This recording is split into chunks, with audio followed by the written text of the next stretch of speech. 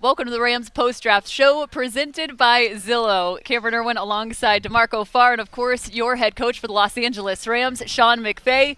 We've made it through the draft right here at the Zillow Draft House. I mean, no better digs than this, right, Coach? This was great. My brain is total mush, but we came away with 10 really good players, guys that we had identified that we really liked, 5 on defense, 4 on offense, 1 on special teams, had to be able to get the kicker. And so give a ton of credit to Les and his group in the amount of work that was done over a long amount of time, years of vetting and identifying people that we want to be able to coach, working in collaboration with our coaching staff. And it was a really good weekend, and now the work begins, so we're excited about it. On your NFL calendar, how much do you enjoy this time of year, the draft, selection, talent evaluation? I do. But what I'm really excited about is getting these guys in the building in a couple weeks and really starting that developmental part of it and really onboarding them, getting familiar with how we want to be able to do things, what we're looking for them, getting them indoctrinated into the offensive, defensive, and in the special teams phases of our team. But this has been awesome. And you know what's great about it is the interaction that I get with our scouting staff and to really appreciate and understand the perspective that they have. And I think we've gotten more and more comfortable in terms of, all right, what are we looking for? How do we continue to do things that we've done at a high level? How do we learn from some of the different things? And really feel good about the process and the way that it unfolded and feel really fortunate to be a part of it. A little bit of a unique position heading into this 2024 draft. Not only do you have double-digit draft picks, but you have more cap space available than ever before. That's and a nice. First-round pick. Yes. So I don't know what the hell. What is that? What is that My thing? wife, we've been here. This is our 8th year. She said, does the draft actually start on Thursday? I said, this is the first time for us. Yes, it actually does.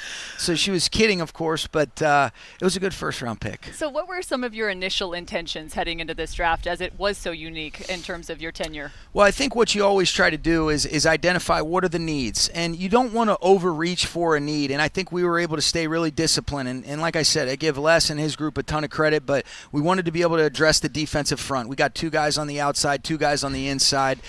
We were able to address a safety that we really had a great appreciation for.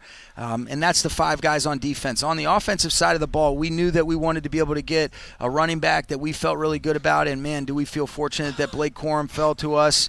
What a stud. Reminded me a lot of Kyron Williams, and that's a really good thing for us. Loved the versatility of a Jordan Whittington. What he's able to do at Texas, the influence he had on his teammates, playing on all special teams, being able to play all over the formation in an offense that's very similar with what Sark does, and then being able to add 2 offensive linemen. That's been a big part of what I thought was a good thing that we were able to do last year, especially when we hit our stride, able to just knock guys off like DeMarco Farr, just removing you on vertical double teams. Vapor. And then we got to get a kicker, hopefully to kick extra points. We might go for it on 4th down every time this year. I like it. Well, tell me about Verse. I mean, when you see this guy, when you watch him on film, what does he project out to in your mind? He plays like a grown man. Yeah. He projects on the edge, but I think like when he talked to you guys yesterday, he can reduce down. He can play over a guard as a 3 technique with the 2-way go and really early downs. But he's an outside linebacker. That's where he'll start out. I think just, you see it's a reactionary rusher. He's strong. He's got great body lean. He can play out of a 2-point. He can play out of a 3-point. I mean, why I'm so excited too is when you watch the way that he and Fisk came to life as the season progressed. They only played together 1 season, but I thought they really put the team on their back, especially when they lost their quarterback who was so important to them. But what a credit to their leadership, their ability to push the envelope. They go win an ACC championship, but the way that those guys play, they're relentless, and it's really from the first snap to the 60th or 65th snap, and they wear people down, and that's the kind of guys that we want. And then you're able to add a guy like Tyler from Clemson, and you feel really good about him, and Brennan from Washington State, and those guys are going to really help us. And we got better up front, and we've got to be able to get these guys in here and get to work. But, man, we're really fired up about that. Well, you already mentioned several of the names that we're going to talk throughout the process. But one of the interesting things, too, is we had Jared down at the beach yesterday. And you were talking about the tangibles. The intangibles of this guy are insane. He can fill a room quickly, and not just with his presence, but with his spirit. He took over a mic and then dropped it and had a voice like nobody's business. You know what? I believe that. Cat was telling me that he said, I don't need this mic for the Rams house. I'm going to go ahead and take this thing over. And What a great personality. And, I mean, I'll tell you, it was one of the cooler moments that I've ever been exposed to in a draft room setting when he comes up as soon as we're kind of making that call to Braden Fisk, and the authentic appreciation and the love that they had for one another, the friendship, the things that they had gone through. And for those guys to be able to, if you told me that we would be able to come away with those two guys with where we had them consensus-wise in terms of how our scouting staff loved them, how our coaching staff loved them, I'd tell you that's a hell of a deal. I'm throwing a pool party tonight. Well, there's one right there. Yeah, I was going to say, we can organize that for you, Sean. Cannonball. But, I mean, could we have organized that better in terms of having Jared come in right at the clutch moment, right when you're on the phone? I mean, where does that sit on your all-time draft memories list, that moment? I mean, in terms of the authentic appreciation for the real emotion that you really were able to witness, I mean, shoot, I'm embarrassed to admit my eyes got a little teary-eyed right there. Cutting yes, onions? they did. Yeah. Tears of joy, though. Tears of joy. Yeah. But that was top tier. I mean, what's special about it is the reaction and how many of these guys it means so much to, and it represents really, the completion of a dream. But they also know that it's also just starting where this isn't the end goal. It's now to thrive once you get into the NFL. But Kyron Williams was a pretty special phone call. I remember the authentic emotion on the other end. But, it's hard to point out one moment, but being physically present and watching Jared. And then I saw the video today where you could see what Braden was like on the other line, and you're like, damn, that's pretty special. That is really cool. Yeah, I got a lot of texts today from people about saying how unique that was, and I agree. You weren't the only one crying or cutting onions. Yeah? It was emotional. Did you cry? I didn't cry, but other people did. It's emotional, but I did tell these guys, it's like, turning pro is your life's dream. It's great, especially if you go in the first round. But if you get to bring your college teammate, your buddy with you, come on, man. How special is that? It's really special, and I think the comfort level, when there's so many new things and there's a transition, you always look to something that provides at least a comfort and a safe space. And to be able to do that with your partner in crime, that you guys were able to, create so many problems for opposing offenses and affect and influence games in a positive way, I think it's really special, and it benefits both of those guys, and it sure as hell benefits us too. You were getting ready for Cleveland, that ACC championship game. They absolutely wrecked that game together. They did. And you got them both. That's they did awesome. a great job. Good stuff. Yeah. Well, you think back to 2023. That was the largest draft class in the past 30 years for Los Angeles Rams. We drafted 14. This is a little different. That's unbelievable. It's just with 10. Only 10. Only 10. Only double digits. Only 10. Yeah. But it's interesting when you consider the fact that you had massive needs last year, and they needed to have impact immediately. Yeah. When you look at this 2024 class, you already mentioned your top two guys. Do you think that's going to be the same case in terms of filling the void, stepping onto the field right away, and having immense impact? Cameron, I think what was good about last year is a lot of that was forced on us where, we were in some unique situations where guys basically had to come in and play. And it forced a certain level of patience on our end as coaches. And sometimes we're inclined to say you go with what you're comfortable with, or what guys that know and you can trust they're going to do the right things. What I think it does is it opens up, your eyes and saying, all right, how can we create as many competitive opportunities as possible with an open mind? And just because a guy's drafted high doesn't mean that you're going to earn everything on this team, whether it's veterans or guys that we just drafted. But we want to be able to create as many competitive situations where guys look at that as, hey, these are growth opportunities. These are ways to positively push the envelope for our football team.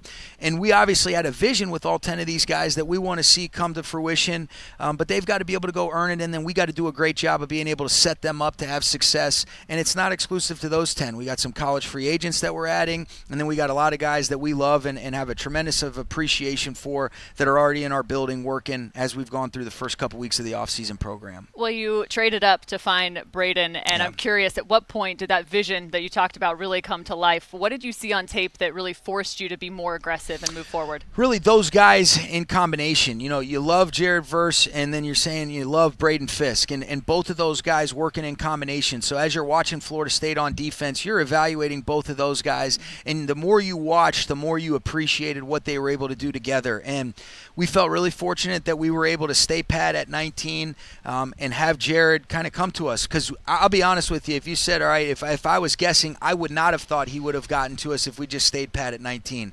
So that was a real positive to keep the draft capital. And then when you have the night in between, you're looking at it and you're saying, okay, who are the guys? And Fisk was the guy that we had identified, hey, let's do whatever we can to get up and go get this guy. And we were trying from the very jump. Les and Tony Pastors and Jake Temme, they do such a great job of identifying those opportunities, connecting with the teams. And, fortunately, Tony was able to get that thing done, and we were able to do it. And we feel like it was something that, that was part of the plan. The plan unfolded the way that we wanted to. Sometimes it doesn't work out that way, but a real credit to those guys to be able to execute it and bring it to life. Well, I was smiling. 2 defensive guys. He was stoked. He loved it. Just big cheese. I loved it. But the running back, Corum. Yeah. How many touchdowns did he score in college? Is it 58? Well, you would consider 27 and think that was his career total, but that was only his total just this past season. I believe it ended up 58 in total. And he's made a living killing my school. 58 times. That's how you do it. My God. He is what a stud. Yeah. I mean, and you know what? He's been a part of a special program that's had consistent production. You look at it, a lot of guys that have won games, they know what it's like to be able to work through some different things. I love the way that this guy came back, wanted to be able to finish the deal with his teammates. He could have come out last year and been a high pick. But you talk about, every single guy that we drafted, the amount of text that you get in terms of who they are as a human being, where its person is greater than player, and then, oh, by the way, that helps me become the best player that I'm capable of. But when you talk to them, and I hear you guys talk to them, and the way that they speak, you're like, man, how do you not root for those kinds of people? And the Rams are going to be loaded with a bunch of high-character guys that are tough football players mentally and physically, and that's exactly what we want. I saw the 4.0 GPA at Michigan. That's nothing to sneeze at. Is that right? That's a smart kid. That's a good kid. That means you're going He's to a lot smarter than me and you. That's what I'm talking about. 4.0? Yes, sir. What the hell is that? Don't worry. I think your GPA and your IQ is you're well good. above average, Coach. No, thank God for football, because it's not. No doubt. All right, well, we've moved through now. Let's take a look at Cameron Kitchens. You're going to have a couple Cams on the back end, and good luck with that. You got Cam Curl, Cam Kitchens. You're going to be able to keep them straight? I think we will. And I'm really excited about Quentin Lake. I thought he did such a great job emerging as a big-time guy for us. Rush East has position flexibility, but Cam Curl, I've loved the way he's handled himself, loved the body of work that he had at Washington, always respected him from afar. But then to be able to get Cam Kitchens, you talk about the range, the physicality, had a lot of ball production. It was cool to be able to get a FaceTime from Tutu Atwell where he was with Cam last night. Those guys are high school teammates. They still are really close. And so we'll have Tutu put him under his arm, even though I have to stand up on his tiptoes to put his arm over Cam. No doubt. But Tutu is a stud, and really it was really cool to be able to get that call from Tutu with Cam. We're really excited to be able to get him, and again, another guy that we had identified, Aubrey Pleasant, Coach Beat, Chris Shula, they all loved him, and he fits in that mold that we're talking about, physically, mentally tough. You can check the box on every single guy. All 10 of these players that we took off fits that mold and criteria for Cam us. Kitchens, big hitter or great instincts, or both? Both. He's both. I think there's certain guys that you say, all right, while doing it within the perimeter of the rules, they don't flinch. You can see he's putting his face through people. He's not hesitating at the point of contact. He's going through people. He's making plays on the ball. He's got good concept trigger, got good range.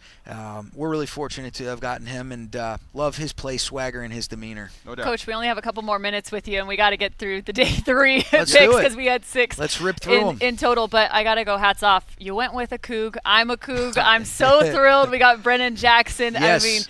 I'm more curious. Do you have a spot on the training staff? Because his mom might be coming alongside. She's been working him out in terms of the conditioning. I feel like there's going to be some physicality from him. He plays that way. You talk about a relentless motor, ability to pursue to the football, knifing inside, trying to disengage, and be able to make plays, whether it's on the quarterback, on a runner, reading out of the stack in the screen game. But he's one of those guys that's just a fun watch. If you said, all right, does this guy play with everything he's got every single snap? Is he given every bit of effort that he's got? And you're like, no doubt about it. And you love that. And so when you really flip the tape on, it speaks to you in a lot of ways. And he was really excited. A lot of people were excited to be able to add him, but he was another cool draft call today. We head off to the 6th round. You had 4 picks within 20 picks. Was it complete chaos up there? How do you manage that? It wasn't chaos. It was just boring as hell waiting for those to come around. It was great. It was cool because once you get into that, there was guys we had identified, and there's plans, there's contingency plans, and so those decisions were kind of already made beforehand, where you're kind of navigating and figuring out. And there were some guys that we had identified that we really liked that ended up getting taken by other teams, but there wasn't one single guy that we ended up taking that we didn't have a true affinity for. And so, again, I think that's a real credit to the planning, the amount of work that was done, and we were really fortunate to come away with 10 players that we had a vision for, that now it's about us being able to bring it to life, and they have a role in that as well. 14 last year, I guess different circumstance, different expectations, but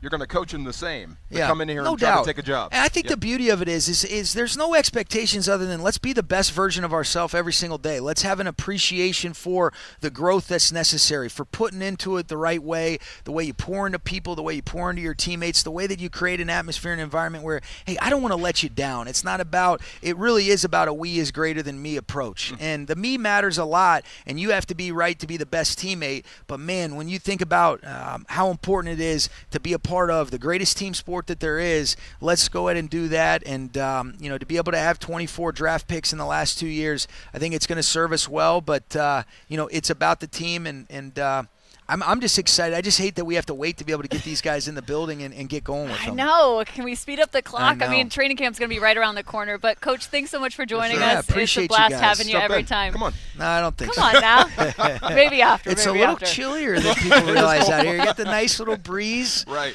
So, no, it's awesome. Yes, Always sir. appreciate talking to you guys. Yes, sir. Well, good luck heading into the season. And thanks so much for joining us here for the Rams post-draft show presented by Zillow. We can't wait to see you at training camp and not to mention at SoFi Stadium.